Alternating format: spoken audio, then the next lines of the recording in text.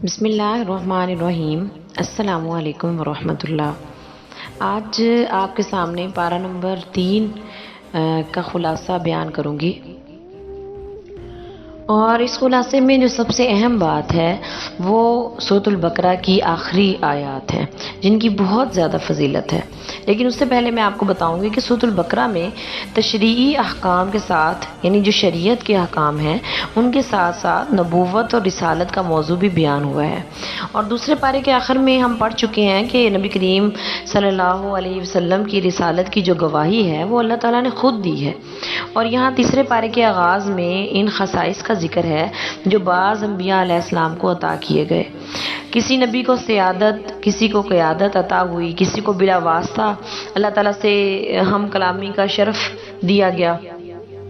کسی کی تائید واضح معجزات کے ساتھ کی گئی، اور تمام کے تمام انبیاء جو ہیں وہ بلند مرتبے کے باوجود فضل اور شرف میں ایک جیسے نہیں تھے، بلکہ بعض کو بعض پر فضیلت حاصل تھی۔ جیسے بعض انبیاء کو دوسرے بعض پر فضیلت حاصل ہے، اسی طرح ان کی امتوں کو بھی ایک دوسرے پر فضیلت حاصل ہے۔ چونکہ بہت ساری خصوصیات اور امتیازات کی بنا پر ہمارے آقا حضرت محمد صلی اللہ علیہ وسلم کو تمام انبیاء پر فضیلت حاصل ہے، لہٰذا آپ کی امت کو بھی دوسری تمام امتوں پر فضیلت حاصل ہے۔ انبیاء کے فضائل اور ان کے جو مرتبے ہیں ان کے فرق کو بیان کرتے ہوئے یہ صورت ہمارے سامنے اس آیت کو پیش کرتی ہے جو اللہ کی کتاب کی افضل ترین آیت ہے۔ اب افضل ترین آیت کون سی ہے؟ جب بھی ہم افضل ترین آیت کا نام لیتے ہیں تو فوراً سے ہمارا مائنڈ کلک کرتا ہے کہ اس سے مراد آیت الکرسی ہے۔ آیت الکرسی جو 50 کلمات اور 10 جملوں پر مشتمل ہے، اس میں 17 بار اللہ تبارک تعالیٰ کا ذکر آیا ہے، کہیں صراحتاً، کہیں اشارتاً، اور تیسرے پارے میں حضرت ابراہیم علیہ السلام کا وہ قصہ بھی ہے جب انہوں نے نمرود بن کنعان جیسے سرکش اور متکبر بادشاہ کے سامنے ان کے ساتھ مباحثہ کیا تھا، ان کے ساتھ بحث کی تھی، اور وہ قصہ بھی ہے جب انہوں نے اللہ تعالیٰ سے درخواست کی تھی کہ مجھے مردوں کو زندہ کرنے کا منظر دکھایا جائے۔ اور اس کے علاوہ حضرت عزیر علیہ السلام کے دل میں بھی ایک تباہ شدہ بستی کو دیکھ کر خیال پیدا ہوا تھا کہ نامعلوم اس بستی کو دوبارہ کیسے زندہ کیا جائے گا۔ چنانچہ خود ان پر 100 سال کے لیے موت کو مسلط کر دیا گیا اور پھر انہیں زندہ کیا گیا۔ تو سورۃ بقرہ کے مطالعے سے ہمیں پتہ چلتا ہے کہ اس صورت میں 5 جگہ پر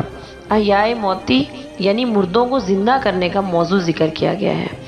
سب سے پہلے کیا ہے کہ اس مقتول کے واقعے میں جو گائے کا گوشت جسم کے ساتھ لگنے کے بعد زندہ ہوا تھا، سب سے پہلا واقعہ تو بنی اسرائیل کا تھا نا، جس کے نام پہ ہی یہ صورت بھی بقرہ کہلاتی ہے۔ اور دوسرے نمبر پہ وہ بنی اسرائیل کے ان معاندین کے قصے ہیں جنہوں نے اللہ کو دیکھنے کا مطالبہ کیا تھا، اور تیسرے نمبر پہ اس قوم کے قصے میں جو طاعون سے بچنے کے لیے گھروں سے بھاگ کھڑی ہوئی تھی،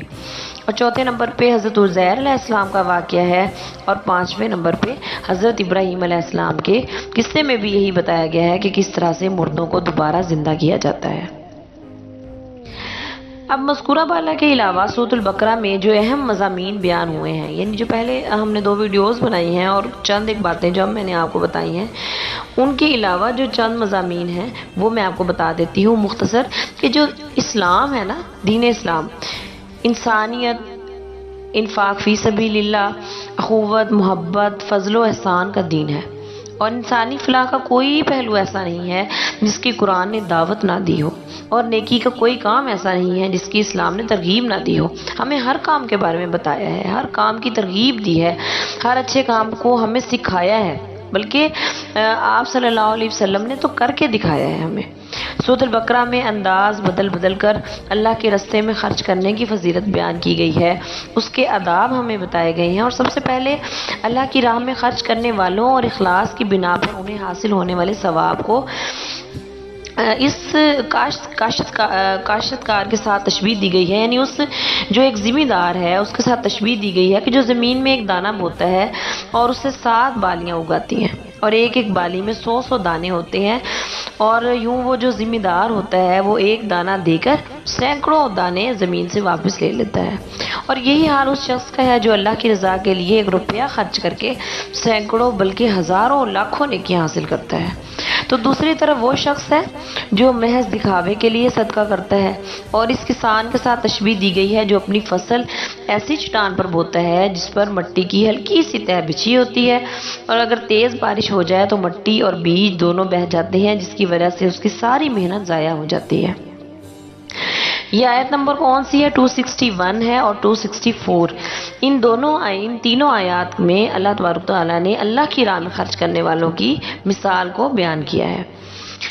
صدقہ خیرات کی شرائط کیا کیا ہیں؟ صدقہ خیرات کی شرائط اور آداب بیان کرتے ہوئے فرمایا گیا ہے کہ مناسب بات کہہ دینا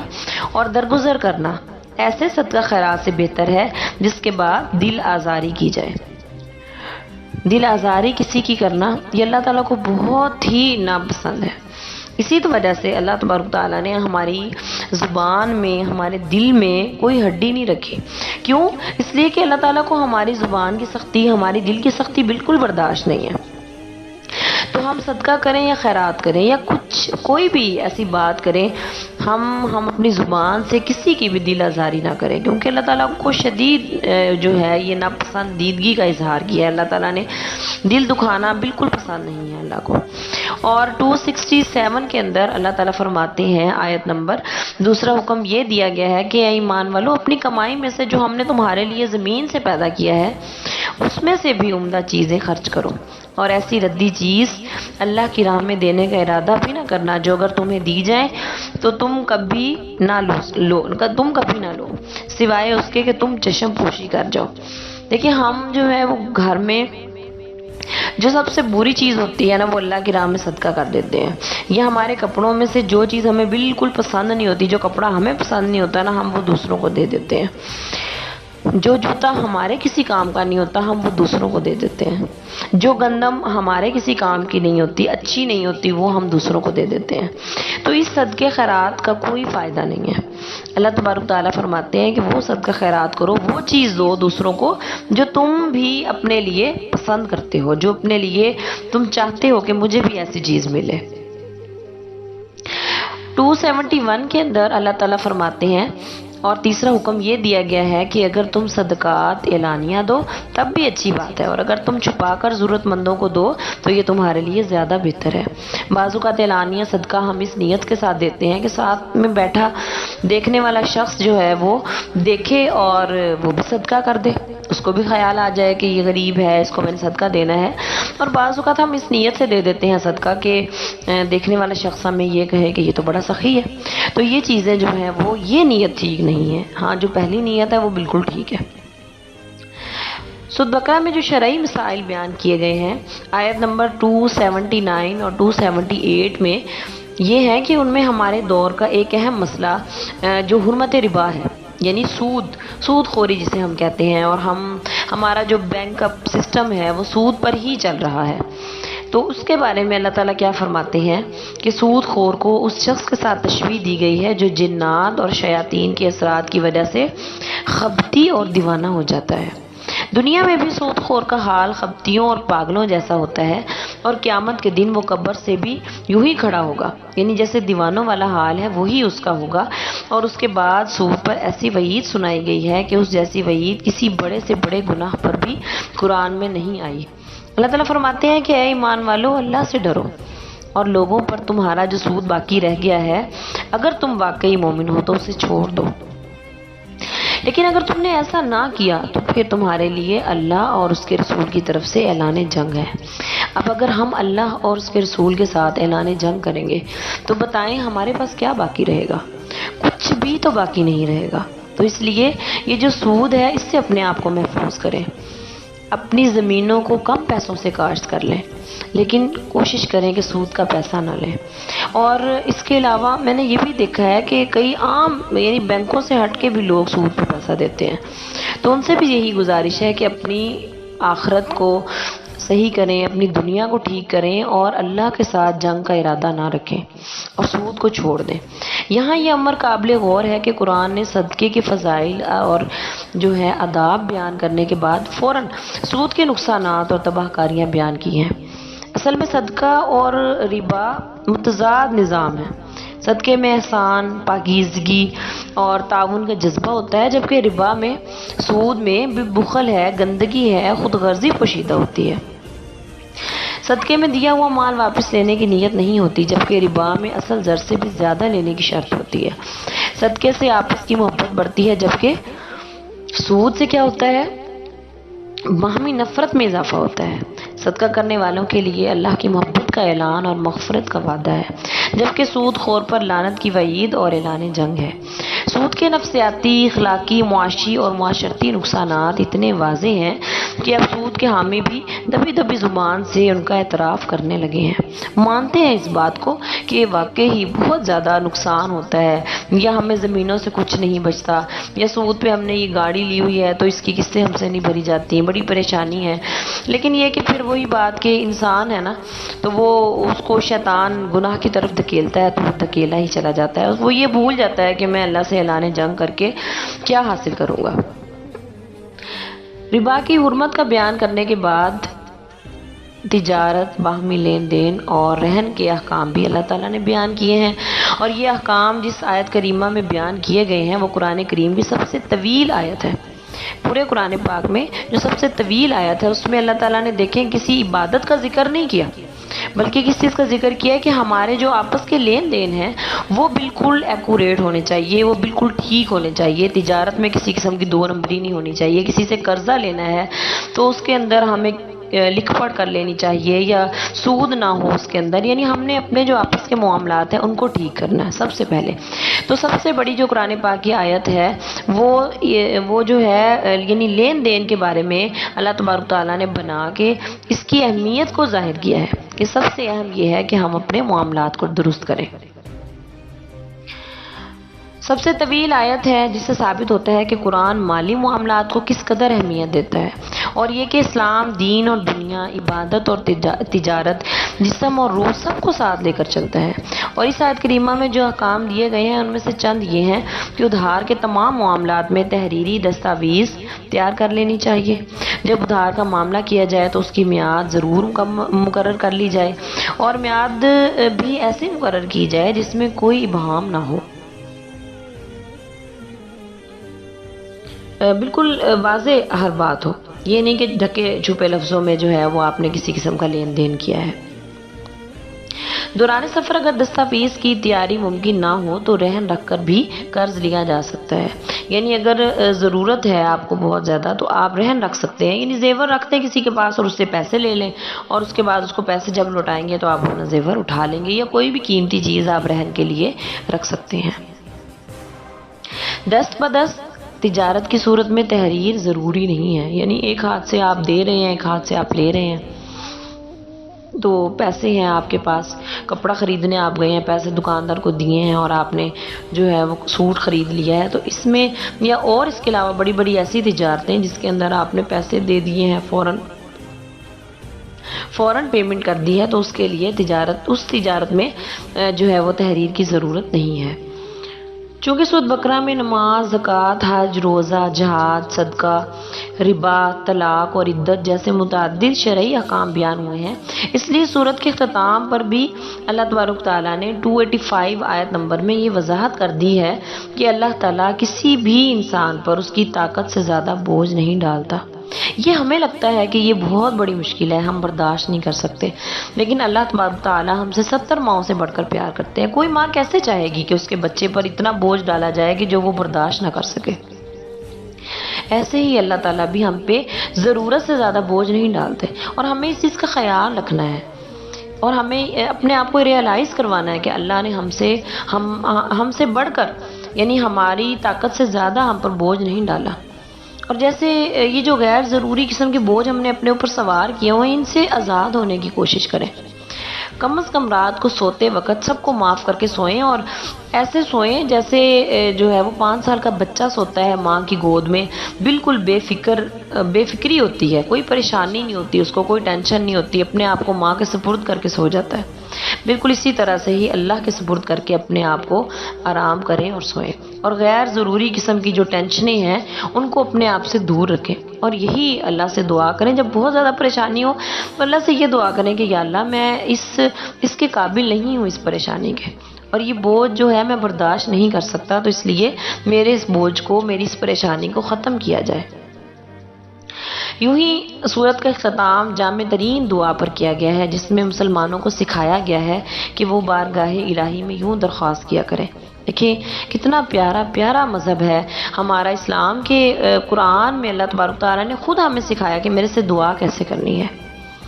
درخواست کیسے کرنی ہے، کیسے اپنی ریکویسٹ پیش کرنی ہے۔ اے اللہ، اگر احکام کی تعمیل میں ہم سے کوئی غلطی ہو جائے تو معاف کر دینا۔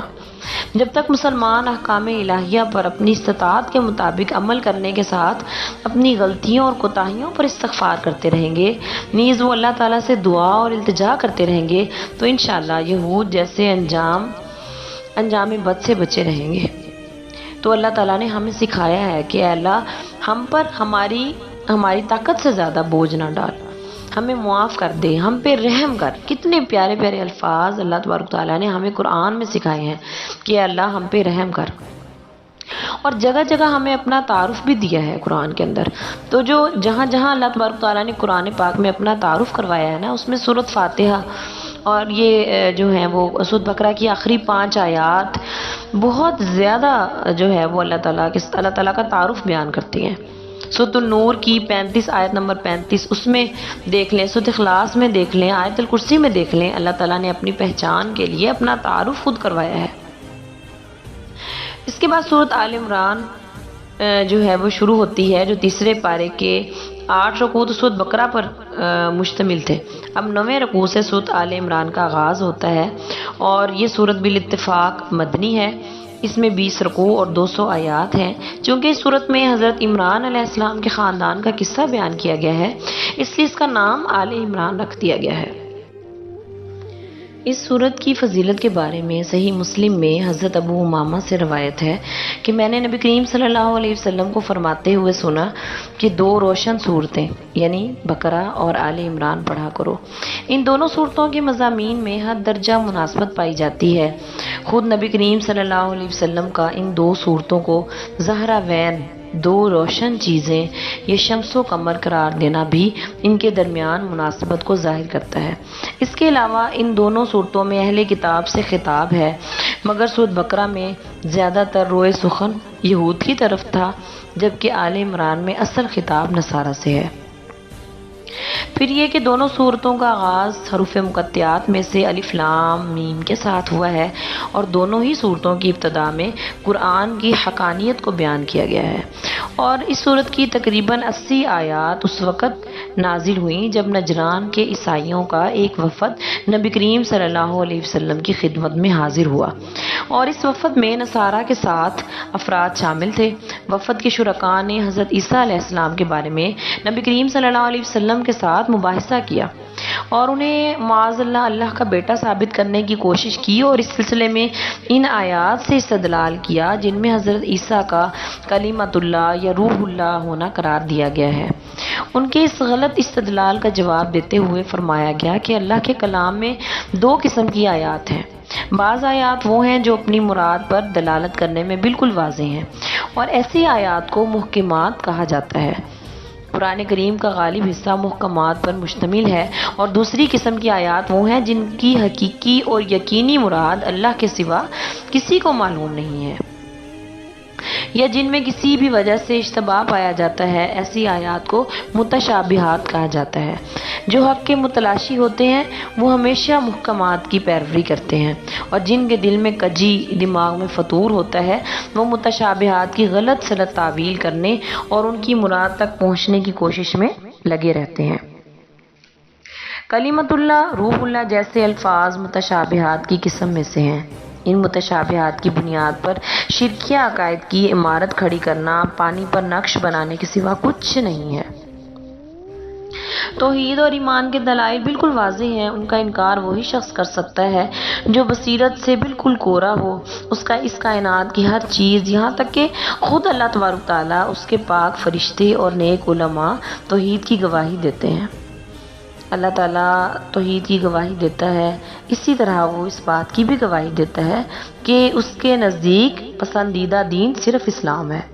یہود و نصارہ کا اس کی حقانیت کے بارے میں جھگڑا کرنا سوائے کفر و عناد کے سوا کچھ نہیں ہے۔ اللہ تعالیٰ نے فرمایا ہے کہ میرے نزدیک جو سب سے بہترین دین ہے وہ کیا ہے؟ اسلام ہے۔ اگلی آیات میں ہم دیکھیں تو مسلسل اہل کتاب کی مذمت کی گئی ہے، ان کے جرائم بیان کیے گئے ہیں، اور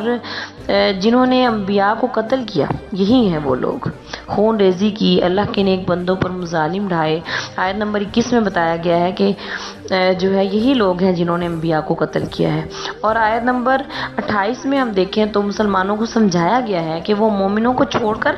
کافروں کو دوست نہ بنائیں، کیونکہ اسلام اور کفر کے درمیان کوئی رشتہ اور ناطہ نہیں ہے، اور کافر کبھی بھی مسلمانوں کے ساتھ مخلص نہیں ہو سکتا۔ 3 عبرت آموز واقعات ہیں اس کے اندر۔ اگلی آیات میں سورۃ آل عمران میں 3 عبرت آموز قصے بیان کیے ہیں۔ یہ تینوں قصے خوارق کے عادت کے قبیل سے ہیں، تینوں اللہ کی عظیم قدرت پر دلالت کرتے ہیں۔ پہلا قصہ تو حضرت مریم علیہ السلام کی ولادت کا ہے، جنہیں عیسائیوں نے اللہ تعالیٰ کی زوجہ اور ان کے بیٹے کو اللہ تعالیٰ کا بیٹا قرار دیا، یوں بدترین گمراہی کا شکار ہو گئے۔ اور حضرت مریم علیہ السلام کے والد حضرت عمران اللہ کے نیک بندے تھے، اور آپ کی جو والدہ تھی حنطہ بنت فاقوس صاحب کردار اور بڑی نیک خاتون تھی۔ انہوں نے کافی عرصے تک ان کے ہاں بچہ پیدا نہیں ہوا تھا، اور ایک دن انہوں نے ایک پرندے کو دیکھا کہ وہ بچے کو نا دانا کھلا رہا تھا۔ دیکھ کر ان کے بھی دل میں آیا کہ میرا بھی کوئی بچہ ہوتا، میری بھی کوئی اولاد ہوتی تو میں بھی اس طرح سے اس کو کھانا کھلاتی، یعنی اولاد کی آرزو جو تھی اللہ تعالیٰ نے ان کے دل میں پیدا کی۔ تو وہ اللہ کے حضور دامن پھیلا کر اللہ سے رونے لگیں، درخواست کرنے لگیں کہ یا اللہ مجھے بھی جو ہے وہ اولاد سے نواز دے، اور انہوں نے نظر مانی کہ اگر مجھے اولاد عطا فرمائی تو میں اسے بیت المقدس کی خدمت کے لیے وقف کر دوں گی۔ اللہ تعالیٰ نے ان کی دعا قبول کی، اولاد تو دے دی ان کو، لیکن ان کے ہاں بیٹی پیدا ہوئی۔ اب دستور یہ تھا کہ بیت المقدس کی خدمت کے لیے لڑکوں کو قبول کیا جاتا تھا، لڑکیوں کو قبول نہیں کیا جاتا تھا، جبکہ انہوں نے تو نظر مانی ہوئی تھی کہ مجھے اللہ تعالیٰ اولاد دے تو میں بیت المقدس کی خدمت کے لیے وقف کر دوں گی۔ اب کیا ہوا کہ ایک سانحہ جو ہے یہ بھی پیش آیا کہ نو مولود بچی کے والد انتقال فرما گئے، کہ اللہ تعالیٰ نے سابق دستور کے خلاف زوجہ عمران کی نظر قبول فرما لی، اور اپنے زمانے کے بہترین انسان حضرت زکریا علیہ السلام کو بچی کی کفالت اور تربیت کے لیے منتخب فرما دیا۔ حضرت زکریا نے بچی کی کرامتیں اور بے موسم پھل جو تھے وہ دیکھے، اور ایک دن پوچھا کہ اے مریم یہ رزق تمہارے پاس کہاں سے آتا ہے؟ انہوں نے جواب دیا کہ اللہ کے ہاتھ سے آتا ہے، اور بے شک اللہ جسے چاہتا ہے بے حساب رزق دیتا ہے۔ آیت نمبر 37 میں اللہ تعالیٰ نے یہ سارا واقعہ بتایا، اور معصوم بچی کا ایمانی جواب سن کر حضرت زکریا علیہ السلام کے دل میں بھی اولاد کی آرزو جاگ اٹھی کہ اگر اللہ تعالیٰ بے موسم میں پھل دے سکتا ہے تو کیا مجھے اولاد نہیں دے سکتا؟ حالانکہ ان کی عمر 100 سال سے تجاوز کر چکی تھی، اور بیوی بھی بوڑھی ہو چکی تھی، مائیں تو تھی ہی، لیکن ظاہری اسباب کے مخالف،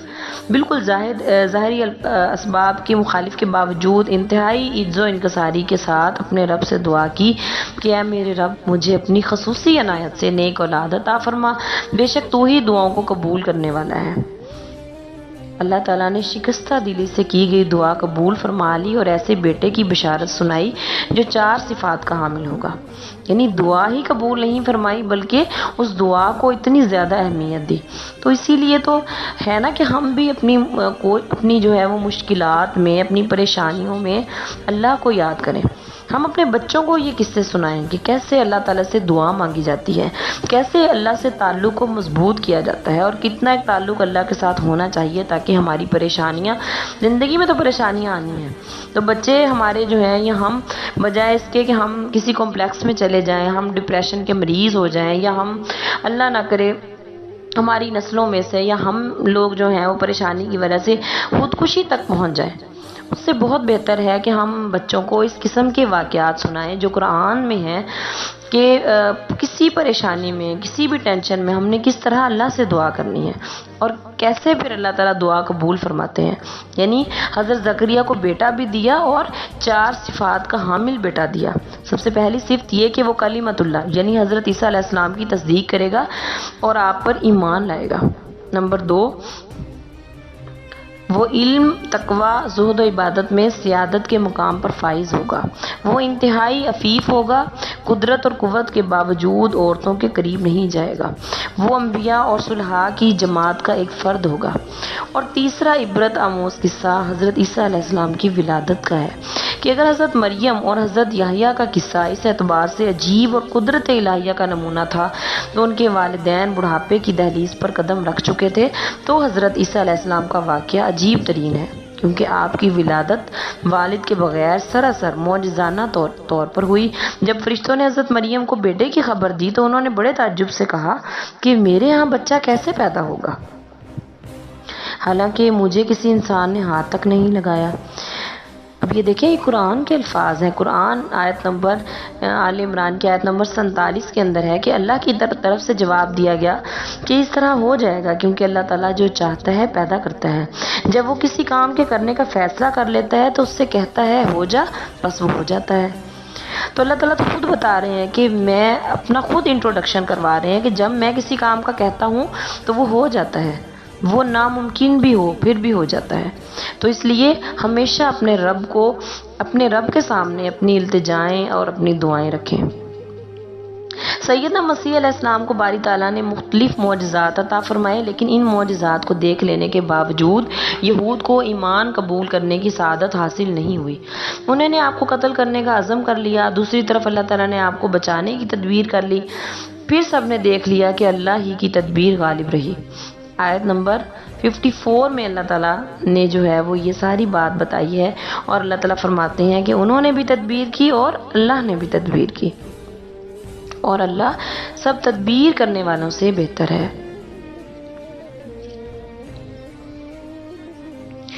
آیت نمبر 55 میں یہودیوں نے دعویٰ کیا ہے کہ ہم نے حضرت عیسیٰ علیہ السلام کو معاذ اللہ سولی دے کر قبر میں دفن کر دیا تھا۔ 3 دن تک وہ وہیں رہے اور پھر قبر پھٹی اور آسمانوں پر چلے گئے اور وہاں رب کے عرش پر تشریف فرما ہو گئے۔ متحدہ ہندوستان میں ایک نبوت کا دعویٰ کرنے والے کی اقتدا کرنے والے فرقے کا دعویٰ ہے کہ آپ سولی پر زخمی ہو گئے تھے، آپ کو مردہ سمجھ کر قبر میں دفن کر دیا گیا، شاگردوں نے آپ کا علاج کیا جس سے آپ تندرست ہو گئے، پھر آپ ہجرت کر کے کشمیر گئے، وہیں آپ کا انتقال ہوا۔ اور ان تمام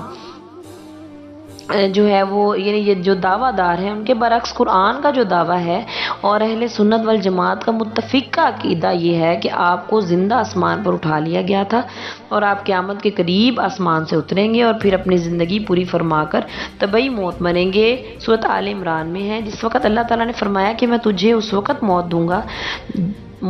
جو وقت موت کے لیے مقرر ہے، اور فی الحال میں آپ کو اپنی طرف اٹھا لیتا ہوں اور میں تجھے کافروں کے الزامات سے پاک کر دیتا ہوں اور تیری تباہ کرنے والوں کو قیامت کے دن کافروں پر غالب کر دوں گا۔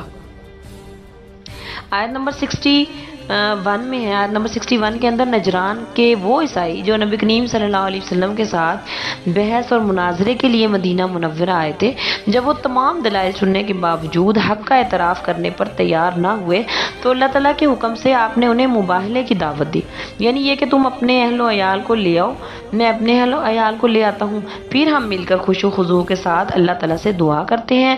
ہم میں سے جو جھوٹا ہے اس پر اللہ تعالیٰ کی لعنت ہے۔ عیسائیوں کا یہ وفد جو 60 افراد پر مشتمل تھا اور اس میں ان کے 14 انتہائی سربراہور جو ہیں وہ انتہائی آپ یہ کہہ سکتے ہیں کہ ان کے بڑے بڑے جو مذہبی رہنما تھے وہ شامل تھے، ان کے یعنی بڑے بڑے سربراہ اور مذہبی رہنما شامل تھے، اور ان میں کوئی بھی مباہلے کے لیے تیار نہ ہوا بلکہ آپ کو جزیہ دینے پر راضی ہو گئے۔ انہیں پتہ تھا ہم تو دلائل نہیں دے سکتے، ہمارے پاس کسی قسم کی کوئی بھی